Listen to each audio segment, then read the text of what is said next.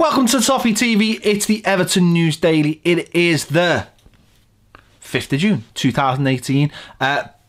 Bit quieter today than it was yesterday. I think people are getting into the World Cup mood, and all of the stories are starting to be about the international tournament in just over a week's time. So a lot of the domestic matters are sort of getting to put to one side, but there's still a little bit of news, just a little bit of news.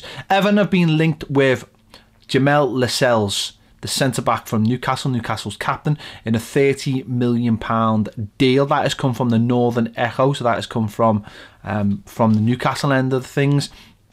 Everton have been linked with him, as well as Chelsea, who've also been linked with him. Would be a very, very good deal for Everton if they could do this. A top centre-back in the making, let me stress that. A leader. Someone I think if you could put alongside Michael Keane could really be, you know, the partnership for a long time. Someone who could get the best out of Keane, and just a natural leader on the pitch that Everton don't have an abundance of. Right age, right amount of experience, right temperament, Premier League experience, and I think would be a fantastic buy. Now, listen, I don't think this is a straightforward deal in any means. Newcastle don't have to sell. He's a Newcastle player. He's, he said he's happy there. So it would be a hard deal to do. And I think if Everton went in for him, other clubs would also go in for him. So it wouldn't be an easy deal to get over the line. But it's nice to see, hopefully, that Everton are going to go in for players like this in the next month or two. So hopefully that's something that'll come off. Something I don't want to come off is RB Leipzig's move for Ademola Lookman. Now, obviously, he spent the second half of the season there, did really well for them, and obviously they're keen to keep the player. Hopefully Everton will resist that. Hopefully with Marco Silva and Marcel Brands, with a new management team with the club, the player will look at that and think he's got chances to play in the Premier League. And hopefully we'll think that Leipzig was a good experience for him, but the Premier League is where he needs to be, and playing for Everton is where he can be. And get into the team. I think if he gets into the team pre-season, has a run, is kept in there, knows the role, is taught the role that he needs to take on board in a Marco Silva team, where Marco Silva likes to use a real three up front. He could be a real front player.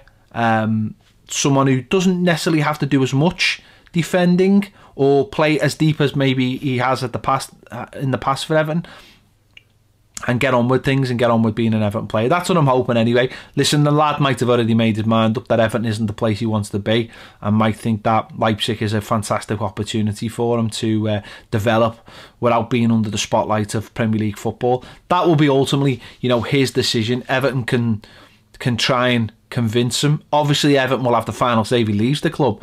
But if Everton think that he is beyond saving, or they can't keep him at the club, then maybe that will be it, and he will leave. But let's hope not, because I think there's a lot of potential there. There's a real player in there, and hopefully we'll see the best of Everton Football Club, because if we don't keep him, I imagine he'll pop up back in the Premier League at one of the top sides, tearing it up, because I think he's a fantastic prospect who just needs to be nurtured in the right way.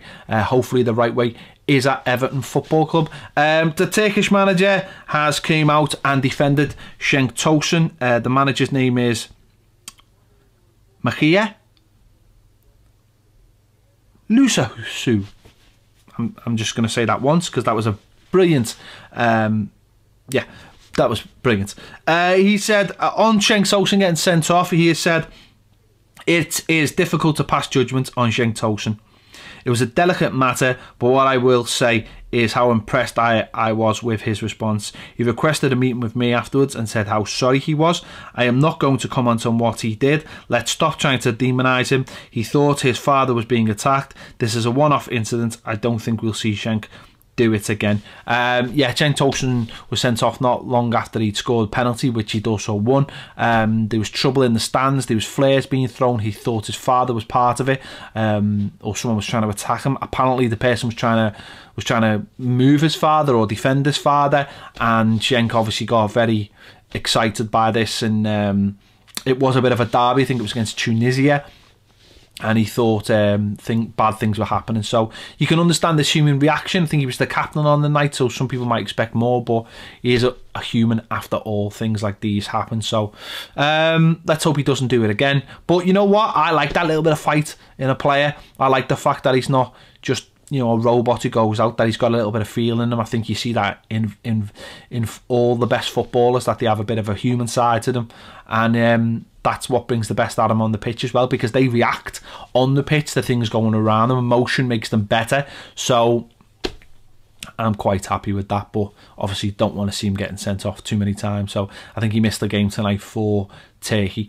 That's about it. That's about it for the Everton News Daily today. Hopefully there'll be some more stories to talk about tomorrow. I'm sure things will start developing with Marcel Brands and Marco Silva now in place as they try and get deals done, players in, players out as well.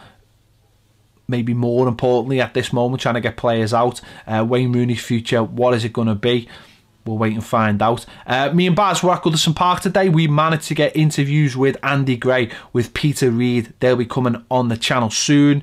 Also, we've done a video today about Marco Silva and what to expect from his management tenure, what his style is, etc.